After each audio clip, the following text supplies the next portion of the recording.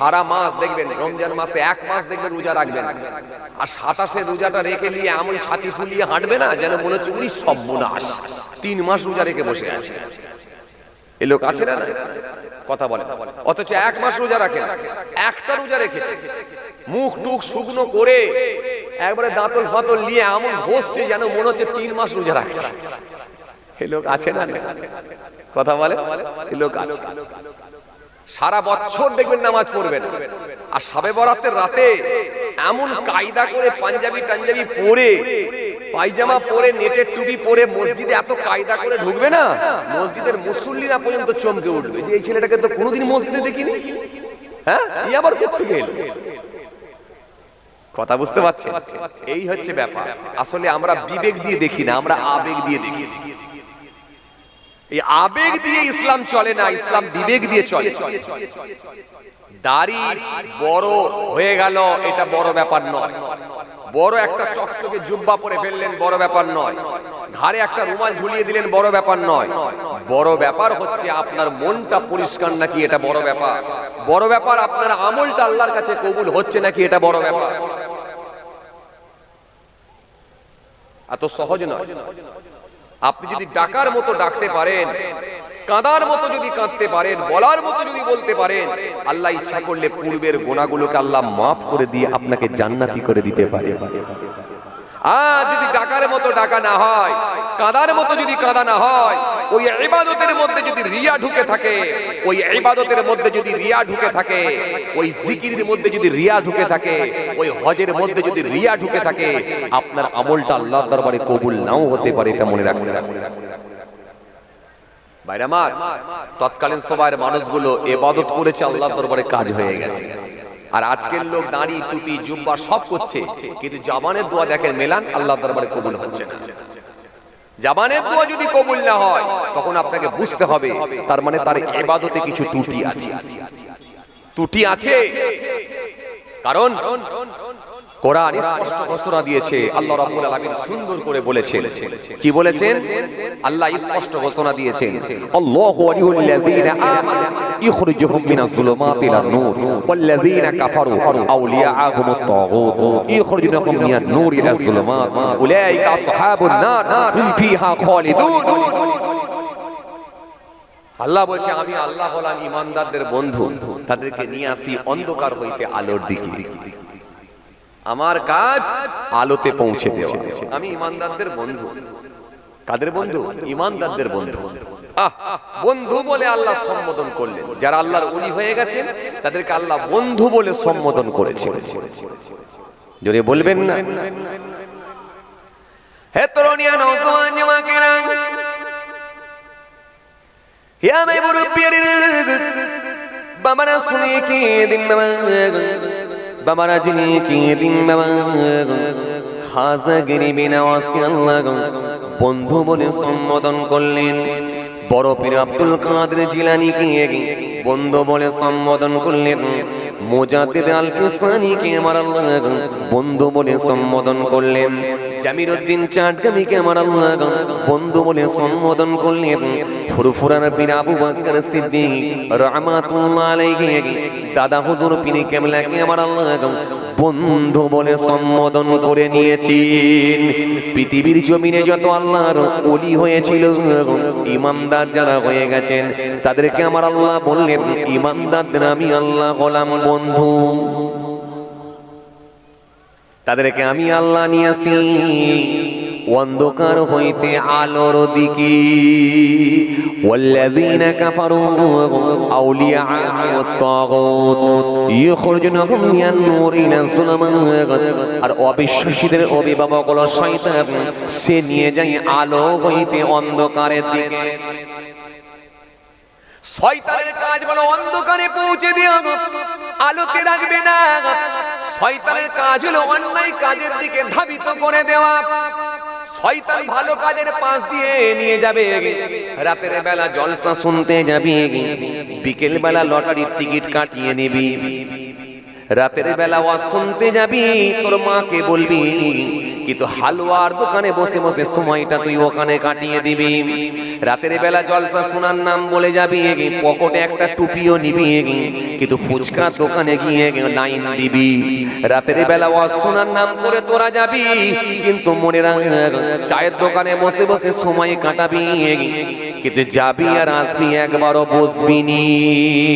এটা হলো শয়তানের কাজ, অন্ধকারে পৌঁছে দেওয়া।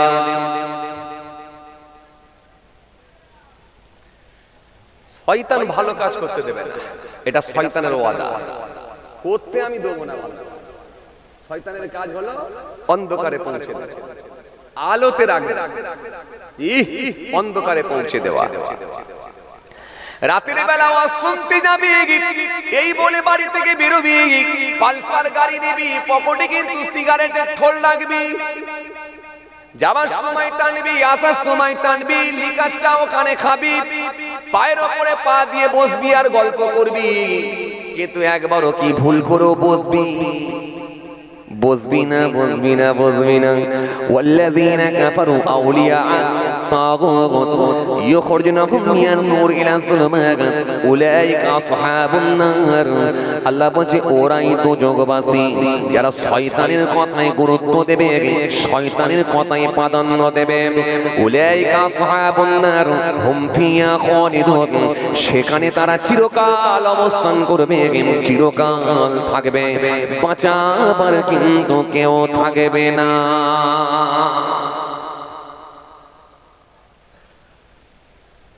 আসবে না মানে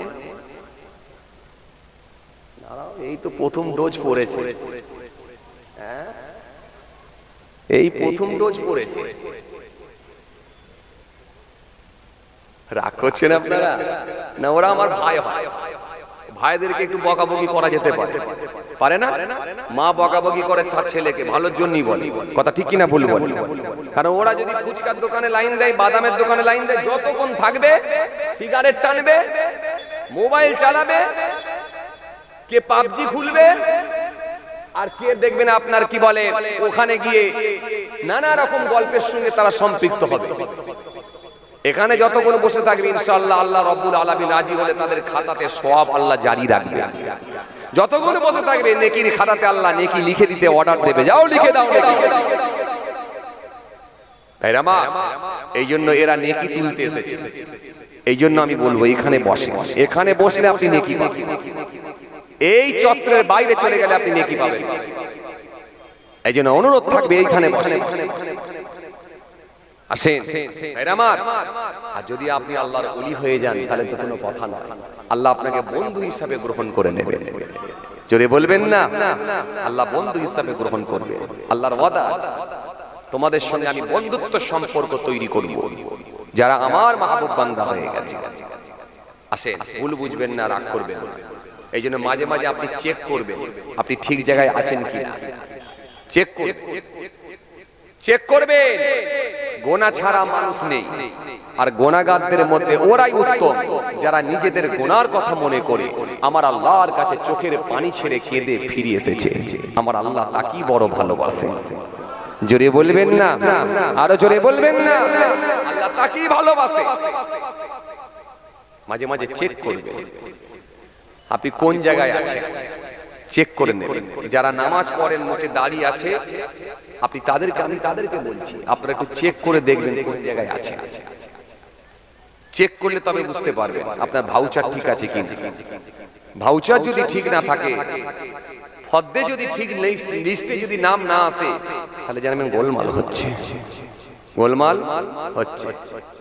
কারণ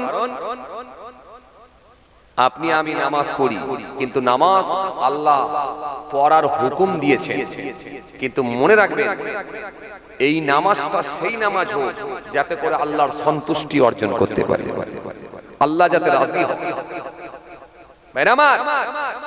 আর না হলে বেকার হয়ে না যায়।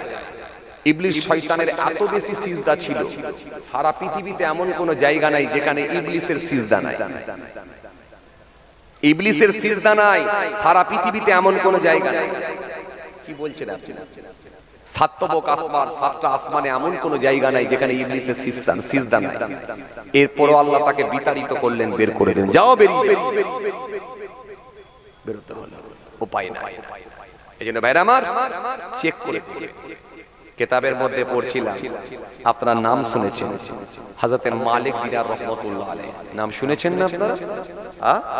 কত বড় মাপের আল্লাহর ওলি ছিলেন। দামেস্কের জমিনে তিনি একজন ধনী পরিবারের সন্তান ছিলেন, হযরত মালিক দিনার রাহমাতুল্লাহ আলাইহি। দামেস্কের জমিনে একজন ধনী পরিবারের সন্তান ছিলেন। কিতাবের মধ্যে পড়ছিলাম বাবাজি, দামেস্কের জমিনে একটা মসজিদ আছে, যে মসজিদটা বানিয়েছিলেন কে? হযরত আমিরে মুয়াবিয়া রাদিয়াল্লাহু তাআলা আনহু।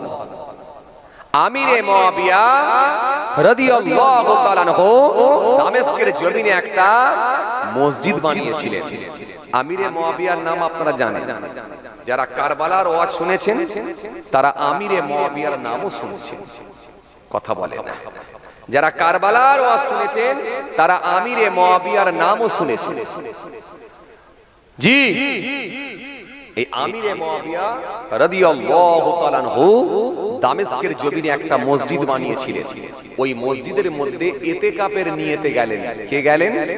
ইতিকাফের নিয়তে গেলেন। কে গেলেন? যার নাম হলো হযরত মালিক দিনার রাহমাতুল্লাহ আলাইহি। কিন্তু হুজুরের নিয়তটা একটু গোলমাল ছিল। নিয়তটা কি গোলমাল? আমি মসজিদে গিয়ে যদি 1 বছর যদি আমি মুতাআল্লি হিসাবে থাকি, আমি মসজিদে যদি 1 বছর আমি ইবাদত করি ইতিকাফের নিয়তে, তাহলে ওই মসজিদের আমাকে সম্পত্তির মুতাআল্লি বানিয়ে দেওয়া হবে। কথা বুঝতে পারছেন? আজকে কিছু কিছু জায়গায় ছেলেরা জলসা দেয়, দেখবে কোন হুজুরকে নিয়ে এলে লোক বেশি হবে, কথা বলে। আরে বাবা হ্যাঁ না কিছু বলেন না, এরকম নিয়ত থাকে না? কোন হুজুরকে নিয়ে এলে লোক বেশি হবে। যদি লোক বেশি হয়ে যায় তাহলে বেটা দেখিয়ে দিলাম। পরদিনে মাচায় বসে বসে বিকেল বেলা চাচাগুলো বসে বসে গল্প করবে, করে বলবে শেখ পাড়া যাই করি আর মল্লিক পাড়া যাই করি, তোদের দক্ষিণ পাড়ার সঙ্গে বাবু পারবে না।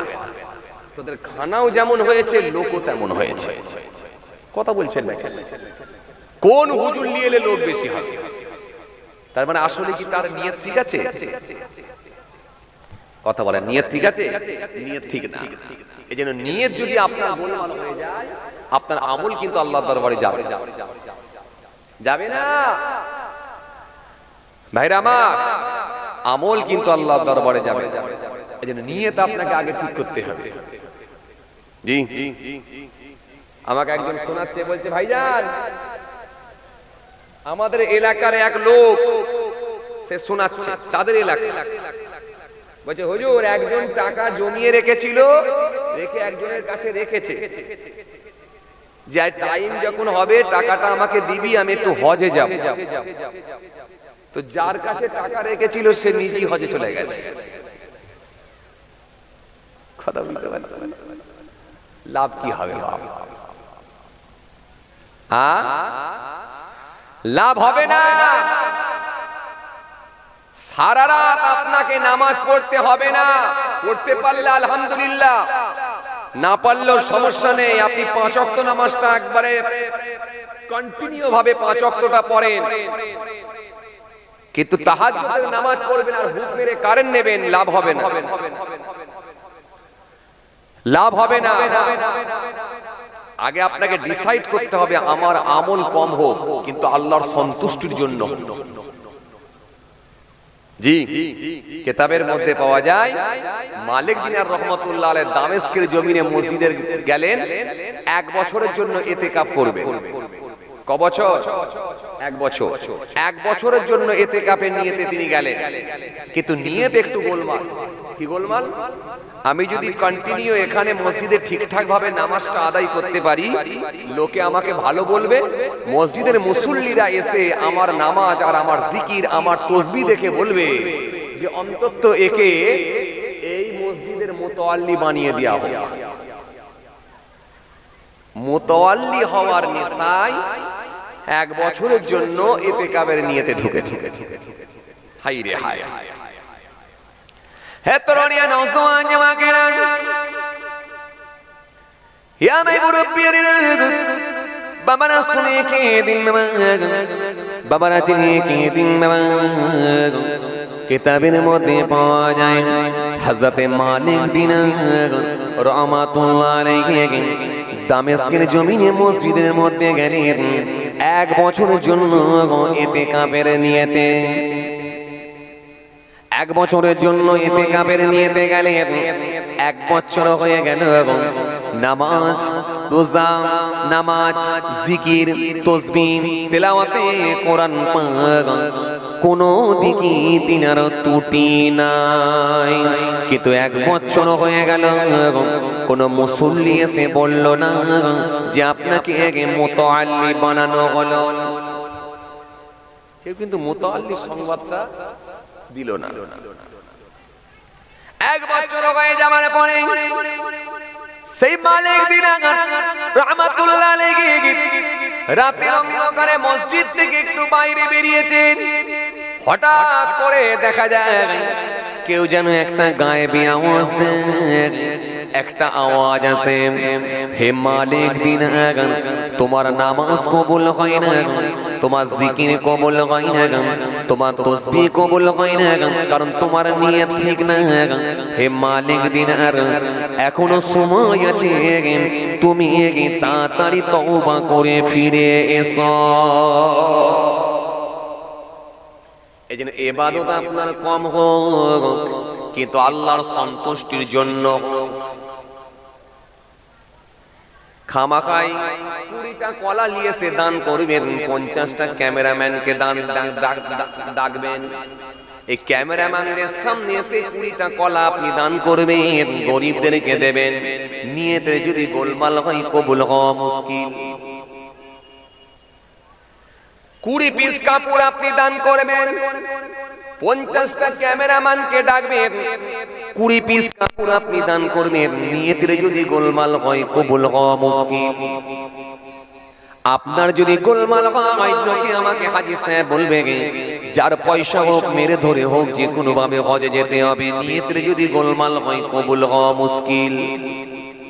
আপনার যদি গোলমাল হয়ে যায়, যেভাবে জলসাটা আমাকে বড় করে দেখাতে হবে, লোকে যেন বলে আমাদের মতো জলসা কেউ পারেনি, যাকে হোক নিয়েছে এমন হুজুরকে নিয়েছো সব থেকে বেশি যেন লোক হয়ে যায়। নিয়তের যদি গোলমাল হয় কবুল হওয়া মুশকিল। এই জন্য আপনি আগে নিয়তটা ঠিক করুন। জলসা আপনার ছোট হোক, লাইটিং যদি বেশি না হয় কোনো অসুবিধা না হয়, ভালো যদি রান্নাও না হয় সমস্যা নাই, ভালো লম্বা চালের বিরিয়ানি যদি না হয় তাও সমস্যা নাই। ও বাবাজি, ভালো লাইটিং না হলে সমস্যা নাই, বড় মাপের হুজুর যদি নাও নিয়ে আসতে পারেন সমস্যা নাই, কিন্তু এই জলসাকে যদি আল্লাহ রাব্বুল আলামিন কবুল করে নেয়, নিশ্চয়ই আপনারা সফল হবে।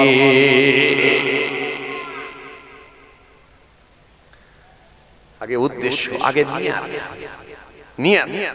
গায়েবী আওয়াজ আসছে, এ মালিক দিনার, তওবা করো, তওবা করে ফিরে এসো। কাজ হয় না, তওবা করে ফিরে এসো। কোরআন শরীফের মধ্যে আল্লাহ বললেন, ওয়ালাইসাতিত তাওবাতু লিল্লাযিনা ইয়ামালুনা সাইয়্যাত হাত্তা ইযা হাদারা আহাদাহুমুল মাউত ক্বালা ইন্নী তুবতু আনা ওয়া আলাল্লাযিনা ইয়ামুতুনা হুম কুফার উলাইকা আ'তাদনা লাহুম আযাবান আলীমা। কোরআন শরীফের মধ্যে আল্লাহ রাব্বুল আলামিন বললেন, তাদের তওবাটা কবুল হবে না যারা অন্যায় কাজের সঙ্গে লেগে থাকে। আর মৃত্যু যখন সামনে এসে পৌঁছে যাবে, ওই সময় যদি তওবা করার চেষ্টাও করে, আর তওবা কবুল হবে না। এইজন্য মৃত্যুর বিছানায় পড়ে থাকলে আর তওবা কিন্তু কবুল হয় না। এইজন্য বান্দা যখন মৃত্যুর বিছানায় পড়ে থাকে, তাকে জোর করে যেন কলেমা শরীফও পড়াতে যাবে না। অনেক বয়স্ক মানুষেরা, অনেক জ্ঞানী মানুষেরা বলে দেখবেন, ওই সময় তওবা পড়ালে, ওই সময় কলেমা পড়ালে হয়তো হিতে বিপরীত হতে পারে। কারণ মরণের কষ্টটা হলো খুব সাংঘাতিক কষ্ট। মরণের কষ্টের মতো কোনো কষ্ট আর না। শেরে খোদা আলী রাদিয়াল্লাহু তাআলা আনহু বলছেন, তরোয়ালের 1000 আঘাত মৃত্যু কষ্ট অপেক্ষা সহজ। আল্লাহু আকবার, আল্লাহু আকবার। তরোয়ালের 1000 আঘাত মৃত্যু কষ্ট অপেক্ষা সহজ। কথা কিছু বুঝতে পারছেন? 1000 আঘাত যদি কাউকে করা হয় তরোয়াল দিয়ে, তার কোনো পিস খুঁজে পাওয়া যাবে বলে মনে না, পুরো কিমা হয়ে যাবে। কথা বলছেন না কেন? পুরো কিমা হয়ে যাবে। আল্লাহু আকবার, আল্লাহু আকবার। এটাকে নিয়ে যদি একবার ঠিকঠাক ভাবে মনে করা হয় এবং নিজেকে যদি ভাবিয়ে তোলা হয়, অটোমেটিক্যালি দেখবেন আপনার মনটা চেঞ্জ হয়ে যাবে। যদি ঠিকঠাক ভাবে ওটাকে নিয়ে অনুভব করা হয় এবং নিজেকে যদি ভাবিয়ে তোলা হয়, না ভাবিয়ে তুলতে পারলে আপনি বুঝতে পারবেন না। হযরত ইদ্রিস আলাইহিস সালাম বলছেন, জ্যান্ত প্রাণীর শরীর থেকে চামড়া ছাড়িয়ে নিলে যে কষ্ট হয়, মওতের কষ্টটা তার থেকে বেশি। একটা জ্যান্ত প্রাণী, ধরুন একটা ছাগল, তার চামড়া ছাড়িয়ে নেওয়া হয় জ্যান্ত অবস্থায়, তাকে জবাহ না করে। ধরুন একটা মানুষ, তার চামড়া ছাড়িয়ে নেওয়া হয়, কষ্ট কেমন? ইদ্রিস আসলাম বলছেন তার থেকে মওতের কষ্ট অনেক বেশি। আল্লাহু আকবার, আল্লাহু আকবার। এই মওত সম্পর্কে আল্লাহ রাব্বুল আলামিন কোরআনে কারীমের মধ্যে একাধিক আয়াত দিয়েছেন। কুল্লু নাফসিন যায়িকাতুল মাউত। কোরআন শরীফের মধ্যে আল্লাহ একাধিক আয়াত দিয়েছেন, আইনামা তাকুনু ইদরিকুমুল মাউত ওয়ালাউ কুনতুম ফি বুরুজিন মুশাইয়্যাদা। চলুন আমি মৃত্যু নিয়ে ডিটেইলস আলোচনা করব না। পূর্বের ক্যাসেটে একটা মৃত্যু নিয়ে আলোচনা করেছিলাম, খালি মওতের উপরই আলোচনা ছিল। পারলে একবার শুনবেন, আপনারা বুঝতে পারবেন। আজকে আমি ওটা বোঝাতে চাইছি না। আজকে যেটা বোঝাতে আমি চলে এলাম, যেটা আপনাদেরকে বোঝাতে চাইছিলাম সেটা কি, যে মানুষ যখন মৃত্যু মুখে পতিত হয়, মৃত্যুর বিছানায় পড়ে থাকে, মানুষ যখন মওতের কষ্ট শুরু হয়ে যায়, জাকান্দানির কষ্ট শুরু হয়ে যায়, তাকে জোর করে কিছু বলানোর চেষ্টা করবেন না। কেন জানেন? সে হয়তো ভালো কথা বলতে গিয়ে খারাপ কথা বলে ফেলতে পারে।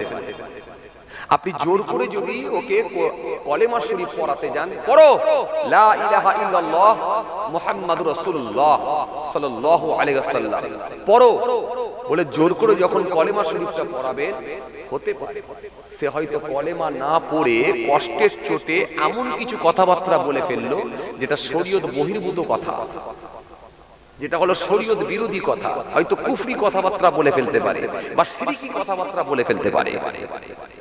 এইজন্য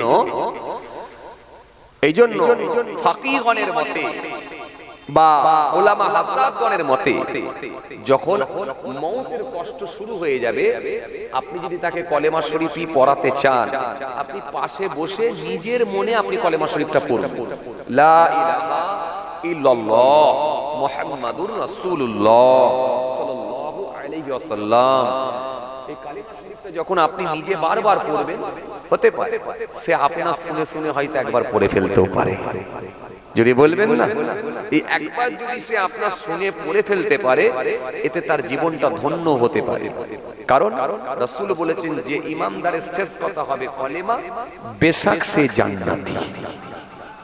যদি বলবেন না, সুতরাং আর আপনি যদি জোর করে তাকে পড়ানোর চেষ্টা করেন, সে পড়তে গিয়ে হয়তো এমন কিছু কুফরি কথাবার্তা বলে ফেলতে পারে যেটা হয়তো তার ঈমান আকীদার আরো গোলমাল হতে পারে, আরো তার জন্য খুব খারাপ হয়ে যেতে পারে।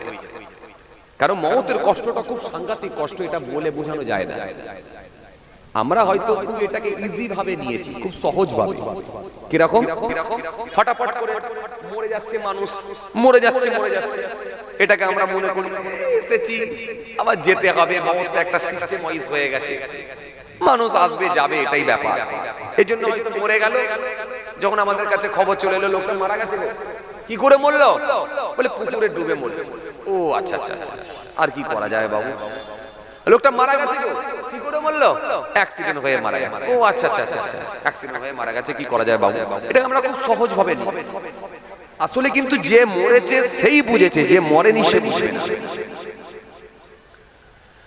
ভাইরা আমার, বন্ধুরা আমার, যে কথা আপনাদেরকে বোঝাতে চাইছিলাম, যখন মৃত্যুর সময় তার কাছে এসে পৌঁছে যাবে, জাকান্দানের কষ্ট হবে, ওই সময় তওবা করার চেষ্টা করলেও তওবা কবুল হবে না।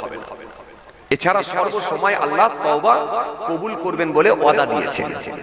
জি, আর যদি বিনা তওবায় মারা যায়, অর্থাৎ ঈমান হারা হয়ে যদি মারা যায়, এই জালিমদের জন্য আল্লাহ রেখেছেন যন্ত্রণাদায়ক শাস্তি। মেরামা তো মালিক দিনার রহমতুল্লাহ আলাইহি ওনাকে কেউ যেন একটা বলছেন, আওয়াজ আসছে, হে তুমি তওবা করে ফিরে এসো,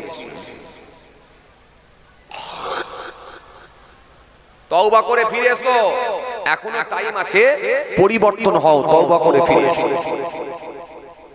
উনি বুঝতে পেরে গেছেন তার মানে তওবা করার ইঙ্গিত দেওয়া হচ্ছে, মানে তার মানে আমার নামাজ আমার জিকির আল্লাহর কাছে কবুল হয় না। কবুল হয়ে গেলে আপনি গেনা, কিন্তু গোলমাল হয়ে আছে কি জানেন, এখন আমাদের ভেতরে কিছু খাদ ঢুকে গেছে, খাদ, যার কারণে কবুল হওয়াটা খুব চাপের ব্যাপার হয়ে যাচ্ছে। তবে মনে রাখবেন রহমত থেকে আল্লাহ নিরাশ হতে বারণ করেছে। আমার রহমত থেকে নিরাশ হয়ে যেও না বান্দা, তোমরা ত্রুটি মুক্ত হয়ে যাও। জি, উদখুলু ফিস সিলমি কাফা, সম্পূর্ণভাবে ইসলামের মধ্যে দাখিল হয়ে যাও, ত্রুটি মুক্ত হয়ে যাও, ইসলামের মধ্যে পরিপূর্ণভাবে ঢুকে যাও, তাহলেই তোমরা ইনশাআল্লাহ আমি আল্লাহকে পেয়ে যাবে। জি, হে তরুণিয়া নওজোয়ান জামাকেরা, ইয়া মাই মুরব্বিয়ানিরা, বাবারা শুনে কে দিন বাবারা জেনে কে দিন বাবা, কিতাবের মধ্যে পাওয়া যায় সে মালিক দিনার রহমাতুল্লাহ আলাইহি যখনই এই সংবাদখানা পেয়ে গেলেন, হুজুর সহ্য করতে না পেরে ওই রাত্রে হুজুর কাঁদতে শুরু করলেন। এত কান্না কাঁদেন, এত কান্না কাঁদেন, চোখের পানি দুটো গড়িয়ে গড়িয়ে চলে যায়। ওই রাতে হুজুর আমার নামাজ শুরু করলেন, জিকির করলেন, তওবা করে আল্লাহর কাছে ফিরে চলে এলেন। রাতের বেলা হুজুর তাসবিহ পড়লেন, নামাজ পড়লেন, জিকির করলেন, তাহাজ্জুদে নামাজ পড়লেন। আস্তে আস্তে ফজরের ওয়াক্ত হয়ে গেল, ফজরের নামাজ কানা পড়ে দিলেন, ফজরের নামাজ কানা পড়ে দিয়ে হুজুর একটুখানি বসে আছেন, হঠাৎ করে দেখা যায় মসজিদের মুসল্লিগুলো হুজুরের কাছে এসে বলতে লেগেছে, ও মালিক দিনার, তোমার মতো একজন সৎ ব্যক্তি আমরা খুঁজে বেড়াচ্ছিলাম, সুতরাং তুমি দিনদার পরেশগার ধার্মিক মানুষ, এই জন্য আপনার মতো মানুষ সৎ ব্যক্তিকে আমরা খুঁজছিলাম। ও মালিক দিনার, আজ থেকে আপনাকে এই মসজিদের সম্পত্তির মুতাআল্লি বানিয়ে দেয়া হলো। বলবেন না হযরতে মালিক দিনার সেই সময় একটু চিন্তা করে দেখলেন, যে মুতাআল্লি হওয়ার জন্য আমি 1 বছর নামাজ পড়েছিলাম, যে মুতাআল্লি হওয়ার জন্য আমি 1 বছর জিকির করেছিলাম, যে মুতাআল্লি হওয়ার জন্য আমি 1 বছর জিকির করেছি, তাসবিহ পড়েছি, কিন্তু 1 বছর মুসল্লিগুলো তো আমাকে দেখলো, কোনোদিন তো আমাকে মুতাআল্লি হওয়ার সংবাদ দিল না, আর আজকেই আমাকে কেন সংবাদ দিল? তার মানে গতকালকে আমি তওবা করে আল্লাহর কাছে কেঁদে মাফ চেয়েছি, তার মানে গতকালকের ইবাদত, গতকালকের নামাজ, গতকালকের জিকিরটাই আমার আল্লাহর কাছে কবুল হয়ে গেছে। আরো জোরে বলেন, আরো জোরে বলেন, 1 বছর দোয়া কবুল হয় না বলে এই জন্য আমাকে সুসংবাদ দেয় না, আর কালকের নামাজখানা কবুল হয়েছে, জিকিরখানা কবুল হয়েছে, আজকে আমার কাছে সুসংবাদ এসেছে, তোমাকে মুতাআল্লি বানিয়ে দেয়া হলো। সুতরাং যে মুতাআল্লি হওয়ার জন্য আমার নিয়ত খারাপ হয়েছিল, 1 বছর জিকির করেছি, নামাজ পড়েছি, কিন্তু আমার আল্লাহর কাছে কবুল হয় না, আর আজকের রাতে আমি তওবা করে আল্লাহর কাছে চেয়েছি, আজকে রাতে তওবা করে করার পরে আল্লাহর কাছে কবুল হয়েছে। সুতরাং আমি আমার মাবুদকে যখন পেয়ে গেছি, আমি মালিক দিনার মুতাআল্লি হবার শখ নাই, আর হব না। 1 বছর জিকির করলাম, নামাজ পড়লাম, খালি মুতাআল্লি হওয়ার জন্য। এতবার আমাকে ওই মুসল্লিগুলো দেখলো, কোনোদিন সুসংবাদ দিল না যে আপনাকে মুতাআল্লি বানানো হলো। কিন্তু যখন আমার আল্লাহর তরফ থেকে একটা গায়েবী আওয়াজ এলো, আমি তওবা করে আল্লাহর কাছে ফিরে এসে এই রাতে এমন কেঁদে কেঁদে আল্লাহর কাছে দোয়া করেছি, এমন নামাজ পড়েছি, এই নামাজটা আল্লাহর কাছে তাহলে কবুল হয়েছে। কারণ আজকে রাতে ইবাদত করেছি আর কালকে আজ সকালে আমার কাছে সুসংবাদ এসেছে।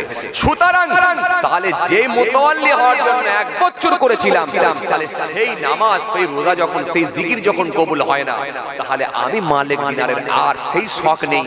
মুতাওয়াল্লি হওয়ার শখটাও আমার কাছ থেকে চলে গেছে। বাকি জীবনটা আমি চাই আমার মাবুদকে যেন রাজি করি কাটিয়ে দিতে পারি। কথা বুঝতে পারছেন? এত সহজ নয় গো ভাই। করার মতো যদি করতে পারেন 1 ঘন্টার ইবাদত কাজে লেগে যেতে পারে।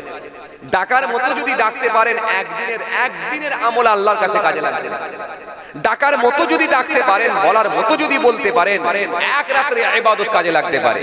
আর না হলে যদি নিয়ত খারাপ করে আপনি করেন, তাহলে আপনার ইবাদতটা আল্লাহর কাছে কাজে নাও লাগতে পারে।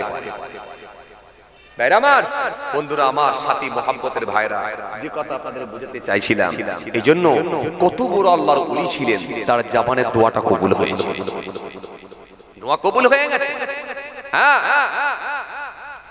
সেই মালিক দিনার রহমাতুল্লাহ আলাইহি তিনি একদিন রাস্তা দিয়ে হেঁটে হেঁটে যাচ্ছে। বেশ কিছু দূর তিনি চলে গেলেন, আরো কিছু দূর গেলেন। বেশ কিছু দূর যাওয়ার পরে সামনে একটা দরিয়া পড়েছে, সামনে একটা নদী পড়েছে। হযরতে মালিক দিনার চিন্তিত হয়ে পড়লেন, কিভাবে আমি নদীটা পার হব। হযরতে মালিক দিনার দেখতে পেলেন একটা নৌকা এসেছে। ওই নৌকা মাঝি লাগিয়ে রেখেছে। নৌকার উপর যাত্রীরা সব উঠে পড়ল, যাত্রীরা সব আরোহণ করল। হযরতে মালিক দিনার তিনিও নৌকার উপরে আরোহণ করলেন, নৌকার উপরে চেপে পড়লেন। হযরতে মালিক দিনার নৌকার উপরে চেপে নদীর মাঝপথে গেলেন। মাঝপথে যাওয়ার পরে ওই মাঝি যখন সকলের কাছ থেকে পয়সা নিতে লাগলো, দিনার নিতে লাগলো, হযরতে মালিক দিনারের কাছে হাত পেতে বলল, মালিক পয়সা দাও, দিনার দাও, পয়সা দিনার দাও। হযরতে মালিক দিনার সেই সময় বলেছিলেন, ও মাঝি শুনে রেখে দাও, আমার কাছে তো কোনো পয়সা নাই, আমার কাছে তো কোনো দিনার নাই। ও মাঝি শুনে রেখে দাও, আমি যখন এই পথ দিয়ে আরেকবার দ্বিতীয়বার আসবো, দুবারের পয়সা একবারে দিয়ে দেব, এবারটা তুমি আমাকে অন্তত সময় দাও। হযরতে মালিক দিনার কাকুতি মিনতি করে করো জোরে অনুরোধ করে বললেন, আজকে কিন্তু আমার কাছে পয়সা নাই। মাঝি বলল, কোনো কথা শুনবো না, যদি তুমি পয়সা না দাও তোমাকে এখনই পেটাবো, এখনই তোমাকে মারবো। মাঝি এই কথা বলে হুজুরের শরীরের উপরে প্রহার করতে লাগলো, এত মার, এত মার, এত মার। হুজুরকে মারতে মারতে মারতে মারতে হুজুর বেহুশ হয়ে গেলেন, অজ্ঞান হয়ে গেলেন। নৌকার উপরে অজ্ঞান, বেহুশ, সেন্সলেস অবস্থায় পড়ে আছে হযরতে মালিক দিনার রহমাতুল্লাহ। যাত্রীরা কোনো কেউ কথা বলেনি।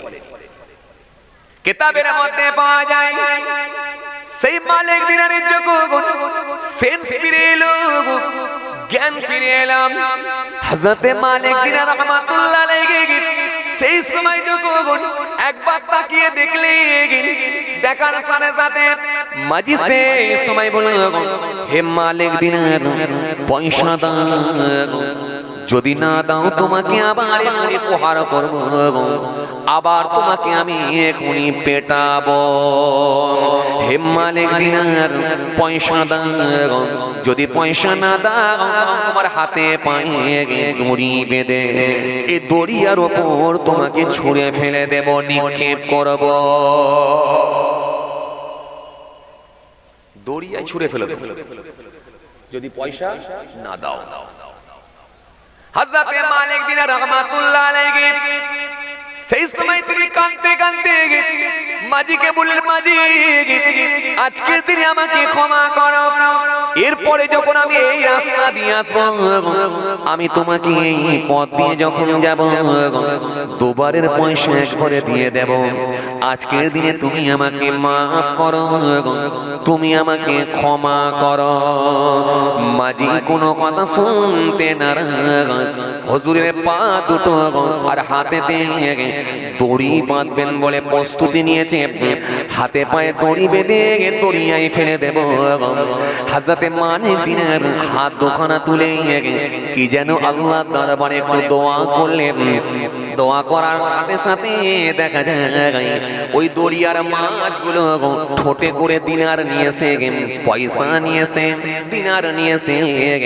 নিজেদের মাথাগুলো উত্তোলন করে উঁচু করে মালিক দিনারের জন্য অপেক্ষা করতে রইল। আরো জোরে বলেন, আরো জোরে বলেন। হযরতে মালিক দিনার একটা মাছের মুখ থেকে দিরহাম নিয়ে, একটা মাছের মুখ থেকে বাবাজি আমার ভাইরা পয়সা নিয়ে, একটা মাছের মুখ থেকে দিনার নিয়ে মাঝিকে দিয়ে দিলেন। মাঝির মনে হাসি ফুটে গেল। গোটা নৌকা যাত্রীরা হতভঙ্গ হয়ে গেল। সকলেই হুজুরের পায়ে লুটিয়ে পড়ল। হুজুর সবাইকে বললেন, বাবা সরে যাও, সরে যাও, সরে যাও। যে নদীতে আমাকে ফেলবে বলেছিল সেই নদীতে আমি চলে যাই, সরে যাও। হযরতে মালিক দিনার সকলের সামনে দড়িয়ার উপরে নেমে তত্তর করে পানির উপর দিয়ে হেঁটে হেঁটে হেঁটে হেঁটে অদৃশ্য হয়ে গেলেন। হুজুরের পানিতে পা পর্যন্ত ভিজল না। এক রাতের ইবাদত কাজ হয়েছিল। কথা বুঝতে পারছেন কিছু? হ্যাঁ, পরবর্তীকালে তিনি আল্লাহর ওলি। কারণ তখন থেকে কিন্তু আর নিয়ত খারাপ নেই, নিয়ত একটাই ছিল, আমার মাবুদকে আমি রাজি করব। আর আজ যদি আমাদের নিয়ত খারাপ হয়ে গেছে, কোন হুজুর নিয়ে এলে লোক হবে, জলসায় যেন সব থেকে ভালো তাবারুক করতে হবে, কথা বলে জি জি আমার এই যে নিয়াত আমাদের খারাপ হয়ে গেছে, যার কারণে কিন্তু ইবাদত কবুল হওয়াটা মুশকিল হয়ে গেছে। কথা বলছেন না কেন? না কিছু বলেন? এই জন্য আপনি যদি ইবাদত করেন আল্লাহর সন্তুষ্টির জন্য, 1 ঘন্টার ইবাদত, 1 ঘন্টার আপনার ইবাদতকে আল্লাহর দরবারে কবুল হয়ে যেতে পারে। আর না হলে কিন্তু কোনো কাজ নাও হতে পারে। এই জন্য ভাইরা আমার, ফিরে আসাটাই হলো বুদ্ধিমানের কাজ। আর ফিরে যারা আসতে পেরেছেন তারাই আল্লাহর ওলি হয়ে গেছেন। ভাইরা আমার, বাবাজিরা আমার, ভুল বুঝবেন না, রাগ করবেন না। এই জন্য কিতাবের মধ্য থেকে পাওয়া যায়, মনে রাখবেন, দোয়া কবুল হওয়ার জন্য 7টা শর্ত আছে। এই 7টা শর্ত যদি আপনি মেনে নিতে পারেন, ইনশাআল্লাহ আপনার দোয়া কবুল হবে ইনশাআল্লাহ। 1 নম্বরে কি? 1 নম্বর আপনাকে গীবত মুক্ত হতে হবে। দ্বিতীয় নম্বরে কি? দ্বিতীয় নম্বরে হলো হারাম ভক্ষণকারী থেকে আপনাকে বাঁচতে হবে। হারাম ভক্ষণ যেন না হয়, আপনাকে হারাম ভক্ষণ থেকে বাঁচতে হবে। 3 নম্বর কি? আপনাকে কৃপণতা থেকে বাঁচতে হবে। 4 নম্বরে কি? চতুর্থ নম্বর কি? আত্মীয়র সঙ্গে সম্পর্ক ছিন্ন করা যাবে না। 5 নম্বরে কি? পঞ্চম নম্বরে কি? আপনি হিংসা আর অহংকার থেকে বেঁচে থাকতে হবে। 6 নম্বরে কি? 6 নম্বরে কি? 6 নম্বর হলো পিতা মাতা উস্তাদের সঙ্গে আপনি বিয়াদবি করতে পারবেন না। 7 নম্বরে কি? সপ্তম নম্বরে কি? 7 নম্বর কি? শরীয়তের হুকুম ছাড়া কারোর সঙ্গে, কোনো প্রতিবেশীর সঙ্গে 3 দিনের বেশি আপনি কথা বন্ধ করে দিতে পারবেন না। শরীয়তের হুকুম ছাড়া 3 দিনের বেশি আপনি কারোর সঙ্গে কথা বন্ধ করতে পারবেন না। দোয়া কবুলের জন্য 7টা শর্ত কিতাবের মধ্যে পাওয়া যায়। এই 7টা শর্ত আপনাকে মানতে হবে।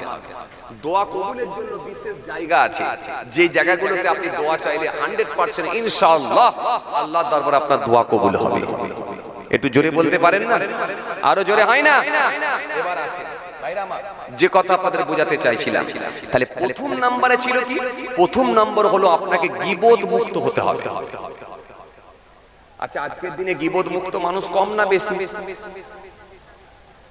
গীবত মুক্ত মানুষ বেশি, তার মানে গীবত করে না? করে। আচ্ছা, তাহলে গীবতকারী বেশি। কথা বলছেন না কেন? কথা বলেন না। গীবতকারী এই সমাজে গীবতকারী লোকই বেশি। এই গীবত মুক্ত যদি না হওয়া যায় তাহলে কিন্তু জাবানের দোয়া কবুল হবে না। কিতাবের মধ্যে পাওয়া যায়। বাবাজি আমার ভাইরা ভালো করে শুনে রেখে দেন, জেনে রেখে দেন। আল্লাহ রাব্বুল আলামিন কোরআনে কারীমের মধ্যে এই জন্য বললেন, ইয়া আইয়ুহাল্লাযীনা আমানু ইসতানিবু কাসীরান মিনাজ যন্নি ইন্না বা'দাজ যন্নি ইসমুন। আল্লাহ রাব্বুল আলামিন সুন্দর করে বললেন, তোমরা ধারণা থেকে বেঁচে থাকো। কতগুলো ধারণা আছে যেগুলো হলো গুনার কাজ। ধারণা, ধারণা কিরকম বোঝেন আপনারা? কথা বলেন, ওই যে ধারণা বোঝেন? হ্যাঁ, ধারণা বোঝেন? দূর থেকে ধারণা করা। এই দূর থেকে ধারণা করার লোক আজকের দিনে বেশি না কম? কথা বলেন, বেশি বেশি। ধারণাটা কেমন জিনিস জানেন আপনারা? একটু ক্লিয়ার করে বুঝান। মনে করুন আপনার ছেলের বিয়ে আপনি দিয়েছেন। আপনার ছেলের বিয়ে আপনি দিয়েছেন। কদিন হলো? 20 দিন। 20 দিন হলো আপনার ছেলের বিয়ে হয়েছে। 20 দিন পরে দেখা যাচ্ছে আপনার ছেলের মামাতো ভাই আপনার বাড়িতে এসেছে। আপনার ছেলের মামাতো ভাই যদি আপনার বাড়িতে আসে, তার মানে ওই ভাইটা কার বাড়িতে এসেছে?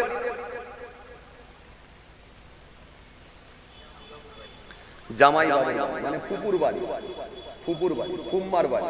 ঠিক বলে, আপনাদের ফুম্মা বলে না? ফুম্মার বাড়ি। জি, জামাই বাবুর বাড়ি। তার মানে ফুপুতো ভাইয়েরও বাড়ি, এটাও বলা যেতে পারে। ফুপুতো ভাইয়ের বাড়ি। তাহলে ফুপুতো ভাইয়ের বাড়িতে কে এসেছে? মামাতো ভাই। মোটরসাইকেল নিয়ে এসেছে। মোটরসাইকেলটা একবারে নতুন, মানে অল্প দিন কিনেছি, চকচকে মোটরসাইকেল। এই চকচকে মোটরসাইকেলটা দেখে আপনার ফুপুতো ভাই, অর্থাৎ যে ছেলেটার বিয়ে হয়েছে 20 দিন হলো, দেখে বলল, ভাই তোমার মোটরসাইকেলটা একটু দাও তো। সামনে বাজারটার নাম কি? আমুলিয়া। একটু আমুলিয়া বাজার থেকে একটু ঘুরে আসি। যারা দেখবেন একটু গাড়ি ঘোড়া কম চালায়, তাদের একটু গাড়ি ঘোড়া চালাবার বেশি শখ জাগে। কথা ঠিক কিনা বলবেন? এখন যখন বলেছে তুমি একটু মোটরসাইকেলটা দাও, একটু আমুলিয়া বাজার থেকে ঘুরে আসি, এখন মোটরসাইকেলটা নিয়ে যেই বেরিয়েছে, তখন আপনাদের এই রাস্তার ওপরই দেখবেন 4টে ছেলে মাচায় বসছিল। তখন মাথাটা চুলকে নিয়ে বলছে, ওই দেখ, দেখেছিস অমুকের ছেলে মোটরসাইকেল নিয়ে বেরিয়ে গেল। তার মানে সেই যে বিয়ে হয়েছিল, তার মোটরসাইকেল রাত্রে ঢুকেছে। কথা বলে না? কথা কিছু বুঝতে পারছেন? ওই যে বিয়ে হয়েছিল, আরেকজন বলছে হ্যাঁ হতেই পারে, কারণ ওর বাপ তো আবার একটু নামাজ পড়ে, লোকে কি বলবে, ওই জন্য কাল রাত্রে মোটরসাইকেল ঢুকেছে, মানে যাতে লোক বুঝতে না পারে। আসলে কিন্তু ওটা যৌথ লাইন, বিয়েতে কোন লাইন? আসলে ওর ভাইয়ের মোটরসাইকেল নিয়ে যাচ্ছে, আপনি কিন্তু ধারণা করে একটা বড় পাপী হয়ে গেলেন, বড় একটা গুনার কাজ করে ফেললেন। এটা হলো ধারণা। এই ধারণা করার লোক আজকের দিনে বেশি না কম? কথা বলে না? বেশি বলা কম? কথা বলেন? হ্যাঁ, বেশি। এই ধারণা করতেও আল্লাহ বলছে বারণ করলেন, ধারণা তোমরা করো না, কারণ তোমাদের ধারণাটা ভুল হতে পারে। রাতের অন্ধকারে, রাত 2টোর সময়, আহারে আল্লাহর ওলি, আহারে মসজিদে তাড়াতাড়ি করে চলে যাচ্ছেন কেন? তাহাজ্জুদের নামাজ। আর ওইদিকে চোর, সেও চুরি করে নিয়ে তাড়াতাড়ি করে যাচ্ছে। চোর একটু মাথাটা চুলকে নিয়ে বলছে, দেখেছো ঠিক টাইমই দেখা হয়েছে, ও বেটা কাজ মিটিয়ে ঘর যাচ্ছে। কথা বলে না? চোর তার ধারণা আলাদা, আর আল্লাহ ওলি যিনি তার ধারণাটা আলাদা। তিনি বলে, আহা গো, যাকে যাক, শুধু আমি একা নয়, আর একজন পেয়েছি, সেও বেচারা মসজিদে যাচ্ছে নামাজ পড়ে বলে। তাহলে দুজনের ধারণা কিন্তু আলাদা আলাদা, একরকম। এই জন্য আল্লাহ বলছে ধারণা থেকে তোমরা বেঁচে থাকো। ধারণা করে আন্দাজে কথা বলুনি। আন্দাজে কথা বলাটাও হলো পাপের কাজ। এই জন্য আল্লাহু আ'লাম, আল্লাহই ভালো জানেন। হতে পারে বলে আল্লাহর উপরে ছেড়ে দিতে হবে, আর নাও হতে পারে, কিন্তু আন্দাজে আপনি বলতে পারবেন যে এটাই ঠিক, এটা বলতে পারবেন। ভাইরা আমার, বাবাজিরা আমার, ভুল বুঝবেন না, ভালো করে বোঝার চেষ্টা করেন। ভাইরা আমার, কোরআনে কারীমের মধ্যে আল্লাহ রাব্বুল আলামিন আবার বললেন কি? ওয়ালা তাজাসসাসু ওয়ালা ইয়াগতাব বা'দুহুম বা'দা। আল্লাহ রাব্বুল আলামিন বলেন, তোমরা অন্যের দোস্তুটিকে যেন অন্বেষণ করো না, আর লোকের পিছনে, মানুষের পিছনে তোমরা যেন গীবত করো। গীবত করার লোক আজকের দিনে কম না বেশি? এই উত্তর দেন, কম না বেশি? মানুষের দোষ ত্রুটি খুঁজে বের করার লোক আজকের দিনে বেশি না কম? নিজের যদি হাজারো দোষ থাকে সেটাকে কিছু মনেই করে না, বলে আমার মতো দরবেশ লোক কেউ হয় না, আমার মতো সুফি লোক কেউ হয় না। কিন্তু অন্যজনের যদি একটা খুঁত পেয়ে যায় সেটাকে বেশি বেশি করে তুলে ধরে আর মানুষের সামনে ছড়ায়। এরকম লোক আজকের দিনে বেশি না কম? কথা বলছেন না কেন? একটু হ্যাঁ না কিছু বলেন, বলেন। আছে এ লোক আছে যে মানুষের দোষ ত্রুটিকে বেশি বেশি করে মানুষের সামনে তুলে ধরার চেষ্টা করে। হাদিস পাকের মধ্যে এসেছে আল্লাহ রাসূল সাল্লাল্লাহু আলাইহি ওয়াসাল্লাম বলেছেন, তোমরা মানুষের দোষ গোপন করো। যে মানুষের দোষ গোপন করবে কিয়ামতের দিনে আল্লাহ রাব্বুল আলামিন তার দোষ ত্রুটিকেও গোপন করবে। যদি সেই লোকটা হয়তো ভুল করেছে, অন্যায় করেছে, কিন্তু তওবা করে আল্লাহর কাছে মাফ চেয়েছে, জি তুমি তার দোষ ত্রুটিগুলোকে আর খুঁজে খুঁজে বের করে মানুষের সামনে প্রচার করো না, তুলে ধরো না। আছে না? কথা বলে আছে না? এই যে ফেসবুকে দেখেন মারামারি হচ্ছে, এক হুজুর আর এক হুজুরের সঙ্গে চলছে, আরে কথা বলছে না, হ্যাঁ না কিছু বলেন? এক বক্তার সঙ্গে আর এক বক্তা চলছে, এক হুজুরের সঙ্গে আর এক বক্তার আর এক হুজুরের চলছে, ই ওকে কটাক্ষ করে, ও ওকে কটাক্ষ করে। ভাই যে যাকে কাদা ছুটছে, একে তো সে নিজে গুনাহগার হচ্ছে, আবার আপনি নিজের সমালোচনা করছেন। কথা বলেন, চায়ের দোকানে বসে বসে, বাজারে বসে বসে, এই বুঝলি ওই হুজুরটা এরকম, এই বুঝলি ওই বক্তাটা এরকম, এই যে মাথা চুলকে চুলকে বলছেন, এটা কিন্তু আপনি নিজেও কিন্তু পাপের খাতায় নাম লেখাচ্ছেন। আল্লাহ রাব্বুল আলামিন এটা সূরা হুজুরাতের আয়াত দিয়েছেন। সূরা হুজুরাতের মধ্যে এই আয়াতের মধ্যে আল্লাহ বলেন, তোমরা অন্যের দোষ ত্রুটিকে যেন খুঁজে বের করো, অন্বেষণ করো, আর মানুষের পিছনে তোমরা যেন গীবত করো না। কিন্তু এখন লোকের দোষ ত্রুটি খুঁজে বের করার লোক কিন্তু সবথেকে বেশি। কথা ঠিক কিনা ভুল বলেন? কথা বলেন ঠিক কিনা? জি, নিজের যদি অনেক দোষ থাকে সেগুলোকে চাপা রাখে, দুটো চোখ দিয়ে দেখবেন সবকিছু দেখা যায়, কিন্তু নিজের চোখে যখন কিছু পড়ে আর দেখা যায় না, অপরের সাহায্য নিতে হয়। এই জন্য যতদিন বেঁচে থাকবো লোকের সমালোচনা করে করে, অন্যজনের নিয়ে, লোকের নিয়ে আমরা কাটিয়ে দেব, কিন্তু নিজেকে একবারও বলবো না যে তুমি কি, এটা বলবো। যেদিনে নিজেকে ভাবাতে পারবো, যেদিনে নিজের দোষ ত্রুটির কথা স্মরণ করে আল্লাহর কাছে ফিরে আসতে পারবো, সেদিনই জানবেন আপনি পারফেক্ট আল্লাহর মনোনীত বান্দা হতে পারবেন। জোরে বলতে পারেন না? আরো জোরে হয় না? তাহলে এই আয়াতের মধ্যে আল্লাহ কি বললেন? তোমরা অন্যের দোষ ত্রুটি যেন খুঁজে বের করো না। এখন বর্তমানে তো আমরা দুজনের দোষ ত্রুটি তো খুঁজে বার করবই করি। একটা কি? একটা হচ্ছে ঈমান, আর দ্বিতীয় নাম্বার হচ্ছে বাড়ির বৌমা। বৌমা যত ভালোই হোক, কিন্তু কিছু আছে শাশুড়ি ঠিক বৌমার খুদ ধরে বের করবে। কথা বলছেন না, হ্যাঁ না কিছু বলতে হবে তো। ছেলেগুলো কথা বলছে না, তোরা বিয়ে টিয়ে করবি নাকি? ভাই বিয়ে টিয়ে করবে তো, তবে হ্যাঁ না কিছু বলো। জি, কিছু শাশুড়ি আছে দেখবেন, সবাইকে বলতে পারবো না, সে যত রকমই যতটাই তার বৌমা যত ভালোই হোক না কেন, তবুও দেখবেন বৌমার দোষ ত্রুটি ঠিক খুঁজে খুঁজে বের করবে। আরে বাবা, চলতে গেলে 100টা ভালোই তো একটা তো গোলমাল হতেই পারে, সে একটা গোলমাল কি টেনে দেখবেন ঠিক মানুষের সামনে পাড়ার মহিলারা এলে ঠিক শোনাবে। এরকম শাশুড়ি আছে না? পুকুরের ঘাটে যখন যাবে, উত্তর দিতে হবে, পুকুরের ঘাটে যখন যাবে, জি এই শাশুড়িগুলো যখন পুকুরের ঘাটে যাবে, নদীর ঘাটে যাবে, গিয়ে দেখবেন ওরা মাঝে মধ্যে কাপড় কাচবে, ওরা মাঝে মাঝে থালা বাসন মাজবে, মাজতে মাজতে কি বলবে জানেন? কি বলবে জানেন? বলবে জামাইটা আমার খুব ভালো, খালি জামাইটা আমার খুব ভালো, খালি আমার মেয়ের কথাই ওঠে আর বসে। কথা বলে না, মেয়ের কথাই ওঠে আর বসে, জামাইটা আমার খুব ভালো, কিন্তু ছেলেটা আমার এত বদমাশ, খালি বৌমার কথাই চলে। কথা বলে, এরা মনে বুঝতে পারে জামাইটা খুব ভালো, খালি বৌমার কথা। জামাইটা খুব ভালো, কেন মেয়ের কথায় ওঠে আর বসে, সমস্যা নেই, কিন্তু ছেলেটা আমার এত বদমাশ, খালি বৌমার কথাই চলে।